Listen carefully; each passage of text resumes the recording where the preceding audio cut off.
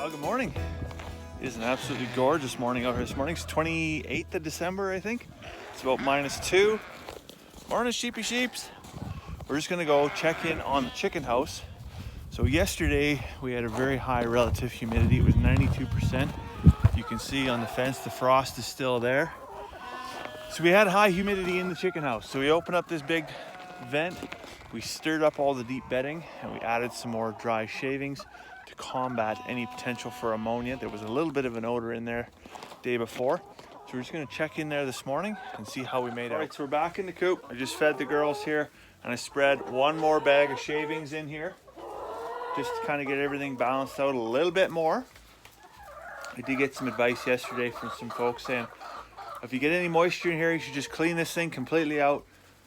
Empty it completely, start with new dry material and start all over again. I wouldn't recommend doing that. And the reason is, yes, okay, we got the water here and there's always a little bit of water that the chickens spill. We're gonna remove that material.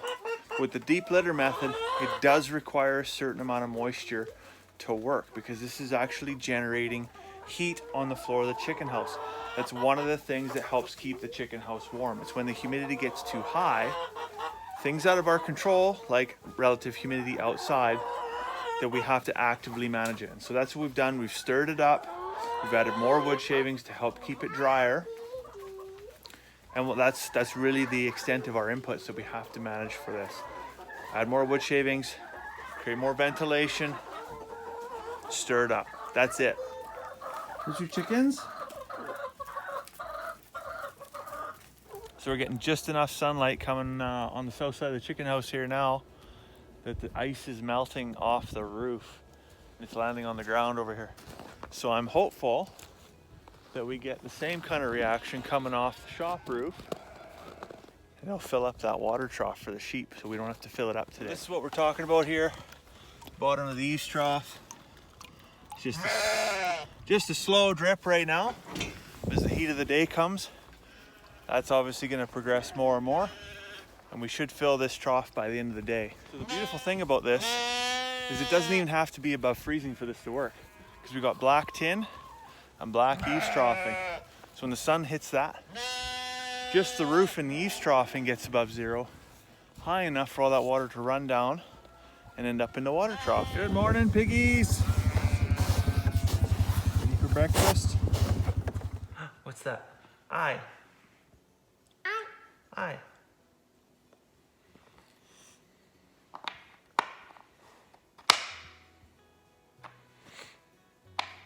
Aye. That's D, yeah. D. That's D. Good job. What else do you know? U. U. Thank you. Good job. What else do you know? What's that? Why? Why? Good job. What's this one here, sweetie? Is that Q? Q, yeah. How about this? M.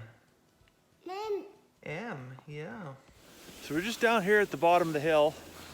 We have this wooded section. There's an ephemeral draw that runs all the way north to south through the farm at a bit of an angle. And so about 3 months of the year, water runs through here, depending on what spring conditions look like. It's actually been a fairly dry winter, so I'm thinking it won't be wet for long next year. But there's really, this is in its current state, is not very usable space. It's very overgrown. It's not that heavily wooded, but there's a lot of deadfall. You know, a lot of thick grass, a lot of willow, things that just become intertwined and entangled. So what I'd like to do is come in here in the spring, once all the water kind of dissipates anyways, and blaze a trail through east to west. And even if we tie in the electric fence or something like that, just hook to the back of the corrals to maybe one of these fence posts, and then run sheep over here, and they can graze and clean up a lot of this underbrush, and then hopefully invite the cows in after they've cleaned it out, which is kind of backwards. You usually run cows and then sheep, but right now it's so thick that the cows won't even really come in here at all. So more than likely it would be year one, run the sheep through, clear everything out, and we could just stage it all the way down this woodland here And then the cows usually won't follow the sheep because they don't like the smell of the sheep, the urine and the manure. But year 2, we could definitely run the cows in here, and because the sheep grazing all this will invite new growth, lush new growth, which cows do love. As we get further down into here, you can see converting this wooded area into a silvopasture is going to require a lot of chainsaw time. It's not just sheep that are going to have to fix this problem. It's going to require some sweat intervention. So we just got finished morning chores. We're just coming in to grab a bite of lunch, and I just wanted to show you the thermometer on the wall over here.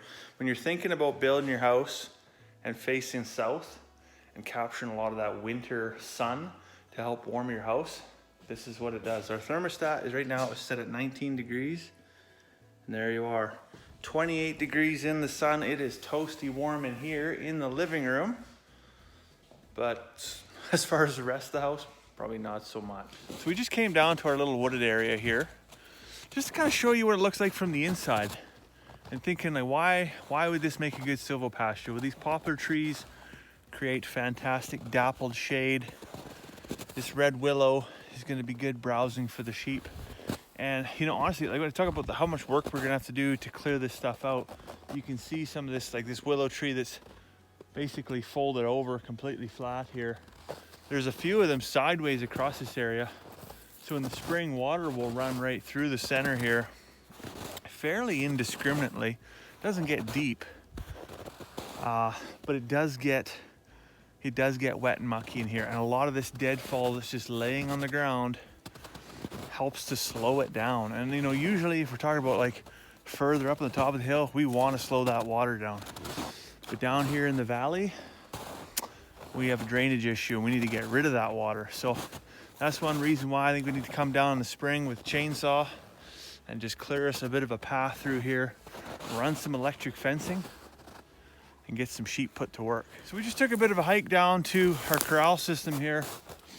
We run the cows through here in the fall just to collect them all up. And then we did run the ram lambs through here late summer of this year, just to kind of clean up a little bit of stuff that was left. But this is what I was talking about earlier about tying the electric fence to the corrals, because we could just click open a gate and let them into this area here. Because this is about, you know, 2 lengths of electric fencing would probably reach to the buffalo wire on the other side. But as you can tell from what's here, it is 100% impassable without some major intervention. So I'm thinking probably a full afternoon with a chainsaw to blaze a trail through the trees here to the other side, because there's certainly no way I could even bushwhack that on foot.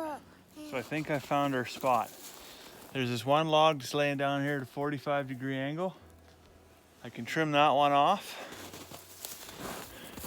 Don't get me wrong, I do have to get through this rat's nest here, but that'll bring us out right behind there's a little dugout over here, which sheep could use for water, and tie it right back to the buffalo wire on the other side of the mound. That would be the least amount of work for the most amount of gain.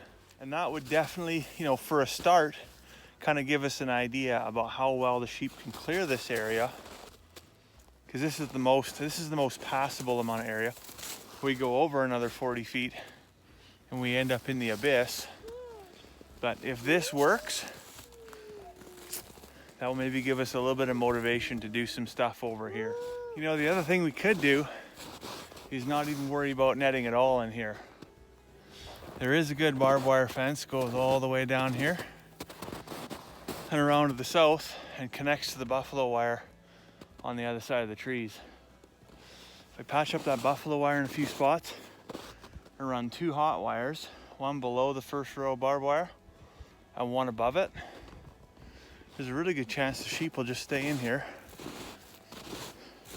and won't go anywhere. And they could maybe even spend the whole summer in here cleaning this out. I might have to sleep on that one. Well, anyways, the sun has just gone down over there and the full moon's popping up right there. So that means it's probably getting close to supper time. So we're gonna haul Little Miss up, go fix us up a bite to eat. I'll let you go for now. I hope you have a fantastic evening. We'll see you tomorrow.